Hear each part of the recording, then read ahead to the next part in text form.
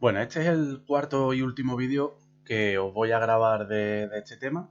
Os voy a poner uno más de una cuenta de YouTube que ya vimos para el tema de magnetismo, para ver cómo se repartían las líneas de campo magnético. Y ese pues lo pondré como quinto vídeo para explicar la última parte. Bueno, después de haber visto ya todo lo que es las fuerzas electromotrices inducidas para conductores rectilíneos y para una espira rectangular o cuadrada, vamos a ver ahora un apartado que es bastante importante, que es el de las autoinducciones. Nosotros normalmente llamamos bobinas a los componentes que utilizamos, ¿no? Que tenemos en los cajoncitos del taller, pero en realidad son autoinducciones. Y reciben este nombre porque están aprovechando la ley de Faraday-Lenz para la inducción de fuerzas electromotrices, pero para provecho propio, entre comillas, podríamos decir, ¿no? Bueno, pues lo que va a suceder en una bobina, como dice aquí el título, ¿no? Este enunciado, y lo voy a leer, dice que toda bobina recorrida por una corriente variable, recordad que la corriente variable es importante para que genere un flujo variable, genera un flujo variable en el tiempo, que al cortar con los conductores de la misma bobina, que recordad que la bobina pues, va a tener una serie de espinas enrolladas en el núcleo, entre sus extremos genera una fuerza electromotriz llamada de autoinducción.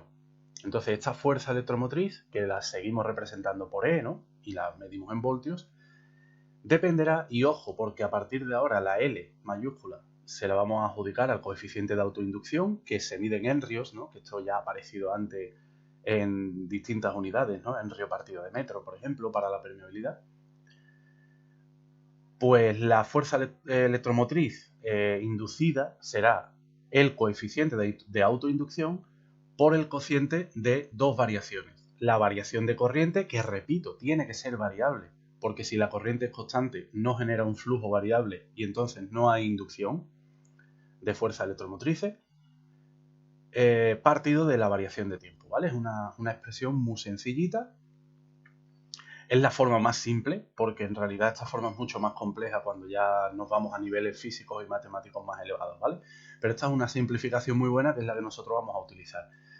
Y tener en cuenta que este delta de I, pues significa ni más ni menos que, bueno, aquí he puesto corriente inicial menos corriente final, pero puede ser la final menos la inicial, o sea, es la diferencia de las dos, ¿vale? En realidad prefiero que esto sea al revés, que sea la corriente final menos la corriente inicial, y este, por tanto, pues será el tiempo final menos el tiempo inicial. Bien. ¿Cómo calculamos ese coeficiente de autoinducción de la bobina? Bueno, pues si recordáis, y lo dije al final del vídeo tercero, la bobina y el condensador tienen unos comportamientos muy parecidos, pero al contrario. El condensador, digamos que basa su funcionamiento más en la tensión, y la bobina va a basar su funcionamiento más en la intensidad. Y en el condensador vimos que se podía calcular la capacidad del condensador en faradios según la alimentación que le pusieras con la tensión entre sus terminales, o lo podíamos hacer por medios constructivos, ¿no? Con las láminas, la distancia entre ellas, la permitividad, etc. Y aquí vamos a hacer lo mismo, pero con la bobina.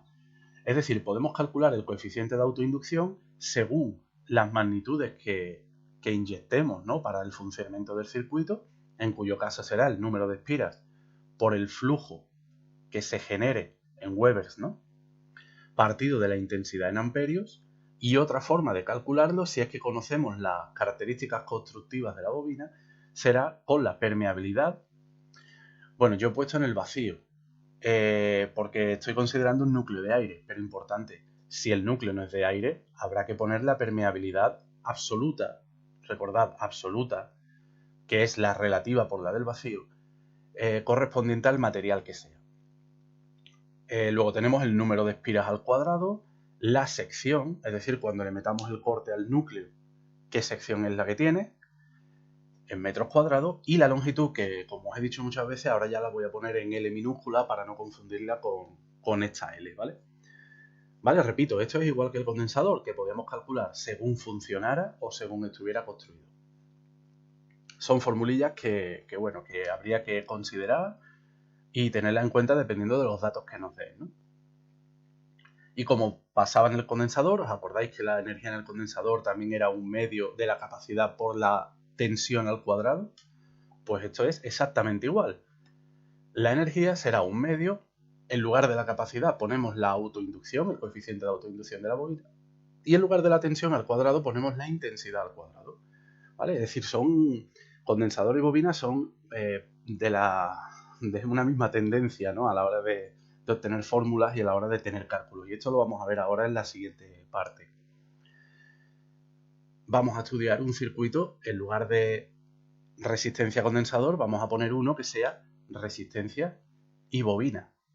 Y lo mismo, vamos a poner un interruptor para que al principio, inicialmente, cuando el interruptor esté abierto, el circuito no funcione, pero cuando yo conecte el interruptor, esta fuente de tensión comience a pasar valores al circuito y la bobina va a empezar a hacer algo, va a empezar a cargarse, ¿no? Bueno, si yo conecto este interruptor, lo que va a suceder es que la corriente aumenta, pasa de 0 a un valor. Y al aumentar esa corriente ya tenemos una corriente variable, ¿no? Esa corriente variable va a generar un flujo magnético también variable. Y como es un flujo magnético variable, por la ley de Faraday-Lenz, aparecerá una fuerza electromotriz inducida en la bobina que, como hemos dicho, la ley de Faraday-Lenz tiene un signo menos, que significa que esa corriente o esa fuerza electromotriz inducida se opone a la corriente. Es decir, que vamos a tener una corriente entrando en la bobina, pero la bobina va a generar otra que sale hacia la izquierda.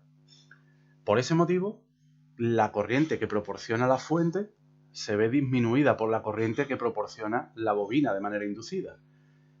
Y este hecho es el que hace que tarde en cargarse esa bobina. Vuelvo a decir, condensador se cargaba con tensión, la bobina se empieza a cargar con intensidad. De esta manera, pues vamos a contar que con el circuito en funcionamiento tendremos la tensión de la fuente, una VR y una VL. ¿Vale? Bueno, esto al fin y al cabo es lo mismo, ¿no? Para la carga, el interruptor está abierto y por tanto hay 0 amperios. Al cerrar el interruptor, la corriente empieza a circular y en la bobina aparece un campo magnético de acuerdo con esta expresión, ¿no? Acordaos del esquema que vimos en el vídeo anterior. Y por tanto, si hay una inducción magnética, hay un flujo magnético. Y bueno, os suena la gráfica, ¿no? Resulta que la intensidad, ¿vale? Porque estamos midiendo intensidad respecto del tiempo. Pues resulta que la intensidad de la bobina se carga con una gráfica exponencial muy parecida a la del condensador. Donde cuando pasa un tiempo tau, que acordaos que en el condensador era R por C, ¿no? Resistencia por capacidad. Y aquí tau, bueno, esta letra es tau, ¿vale? Es otra, es la misma que esta, ¿vale? Ahora tau no es L por R, sino L partido de R, pues cuando pase un tiempo tau en segundos, resulta que la bobina se carga al 63%. Y cuando pasa un tiempo 5 tau, la bobina se carga a la intensidad máxima. Y ahí ya no baja. Esta intensidad máxima, pues en este caso sí, como sucedía en el condensador, es V partido de R, donde V, recordad que era la tensión de la fuente, la máxima tensión, ¿vale? Cuando la bobina deje de aumentar esa corriente, su tensión será 0 en ese momento y toda la intensidad que circule por el circuito será V partido de R. Pasaba lo mismo con el condensador, ¿eh? Así que esta sería la curva de carga, ¿vale? Aquí siempre hablamos de intensidad. ¿Qué sucede con la descarga? Bueno, pues si yo abro el circuito, si abro el interruptor, bueno, en este caso, claro, en este circuito no se va a poder descargar del todo, pero sí es cierto que se descarga de manera magnética. Aunque en este circuito la intensidad no pueda circular una vez que yo abra el interruptor, la bobina se va a descargar magnéticamente. Pero si tuviéramos aquí una resistencia de carga en la salida, la bobina se va a comenzar a descargar por esa resistencia. Y la descarga sería de esta forma. Bueno, sí que os lo digo aquí, la curva de descarga sí que es muy parecida a la del condensador, de hecho es prácticamente la misma. En el condensador veíamos la carga fijándonos en la tensión y la descarga fijándonos en la intensidad. Y en este caso nos fijamos en la intensidad para todo. partiendo de este valor máximo V partido de R, tenemos una disminución de la intensidad, de manera que en tau, cuando pase tau, que recordad que era L partido de R, tendremos un 37%, es decir, habremos descargado un 63% ya. Mientras que en 5 tau habremos descargado totalmente la bobina y ya no le quedará energía como para expulsar esa intensidad, ¿no?, que ha ido acumulando en el proceso de carga. Eso era lo único de la parte de autoinducción, ¿vale? Por si, bueno, echarle un vistazo, y lo único que hemos visto ha sido qué es la autoinducción, el coeficiente de autoinducción, cómo se calcula la fuerza electromotriz inducida por una autoinducción, cómo se calcula ese coeficiente según los aspectos de funcionamiento, ¿no?, cómo funcione con el flujo y la intensidad, o los aspectos constructivos, con la sección, la longitud, etcétera, el número de espiras, la energía que acumula, y luego hemos visto esta carga y descarga. Lo último ya del tema, y para esto os voy a poner un vídeo que es muy visual y muy interesante, es el tema de las corrientes de Foucault. Bueno, en las corrientes de Foucault lo que va a suceder es que cuando nosotros introducimos una corriente por el cableado, ¿no?, que forma la bobina en torno a un núcleo, pues resulta que ese núcleo, que magnéticamente tiene unas propiedades muy positivas, obviamente vamos a pensar que ese núcleo metálico también va a ser conductor eléctrico, no solo conductor magnético. Y por todos estos efectos de inducción resulta que aparecen unas corrientes circulares, ¿vale?, a las que se denominan corrientes parásitas, y que de hecho en inglés se denominan eddy currents, que es algo así como corrientes cíclicas, ¿no?, circulares, pero aparecen en el núcleo, no aparecen en los conductores. Entonces aquí hay una cosa que no nos cuadra, y es que aparecen corrientes eléctricas donde solo debería de haber flujo magnético.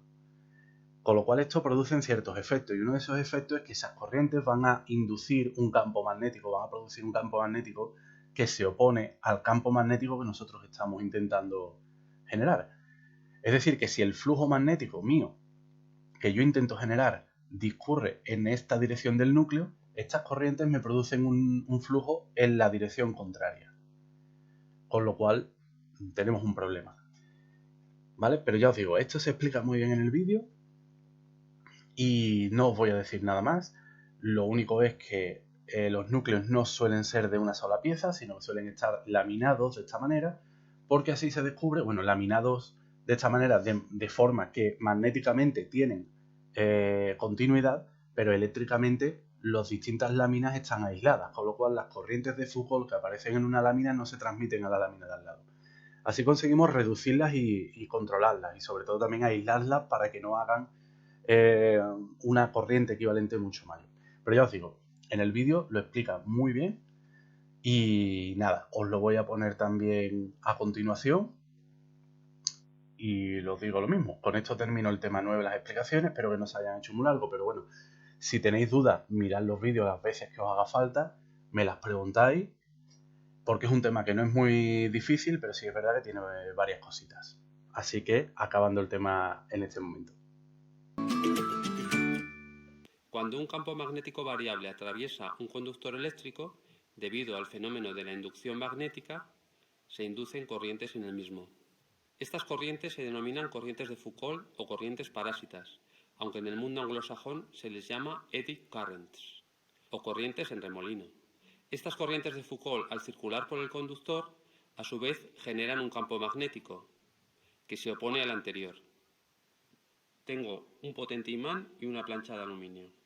Al acercar el imán, el campo magnético variable inducirá unas corrientes de Foucault en la plancha de aluminio que a su vez generarán otro campo magnético que se opondrá al primero. Por tanto, podemos observar cómo puedo tirar la plancha de aluminio sin tocarla, tanto acercando como alejándonos también.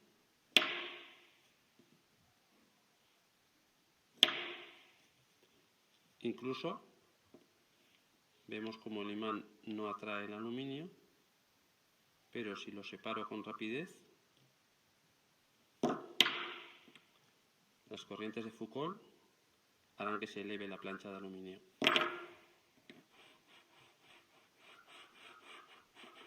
Estas corrientes de Foucault serán mayores cuanto mayor sea el campo magnético que atraviesa el conductor. Así, un gran campo magnético, como este, generará unas corrientes de Foucault mucho mayores que el campo magnético producido por estos imanes pequeñitos.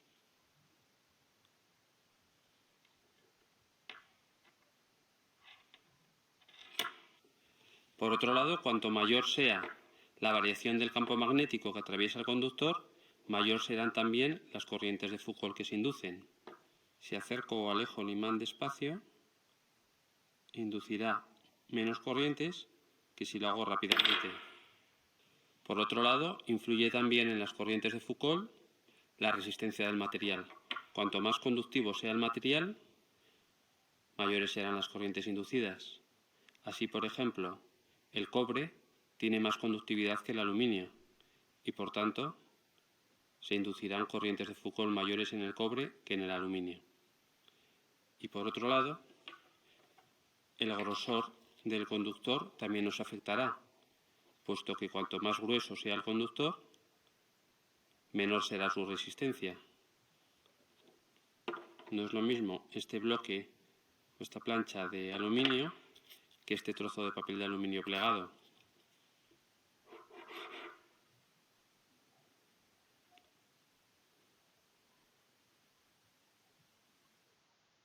Estas corrientes de Foucault, por un lado, son convenientes y por otro lado son inconvenientes. Si no fuesen inconvenientes, no se les llamaría también corrientes parásitas.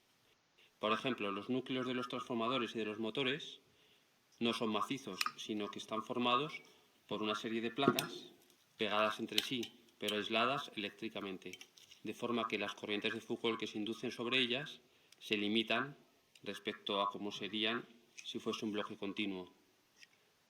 Hay que tener en cuenta que las corrientes que circulan por aquí, estas corrientes parásitas, debido a la resistencia del material, del acero del núcleo, pues producen pérdidas por calor. Pero también pueden ser interesantes, podemos sacar provecho de ellas para utilizarlas, por ejemplo, en sistemas de frenado. No solo en grandes camiones o autobuses, sino también en atracciones como el huracán Cóndor. Para separar metales no férricos respecto a plásticos en sistemas de reciclaje, para la detección de metales o monedas. Las cocinas de inducción se llaman así porque se inducen corrientes de Foucault en las sartenes o cazuelas, y estas corrientes, al circular, generan calor. Es decir, lo que llamábamos corrientes parásitas para motores o transformadores, que no producen más que pérdidas en calor, en este caso lo estamos aprovechando para cocinar.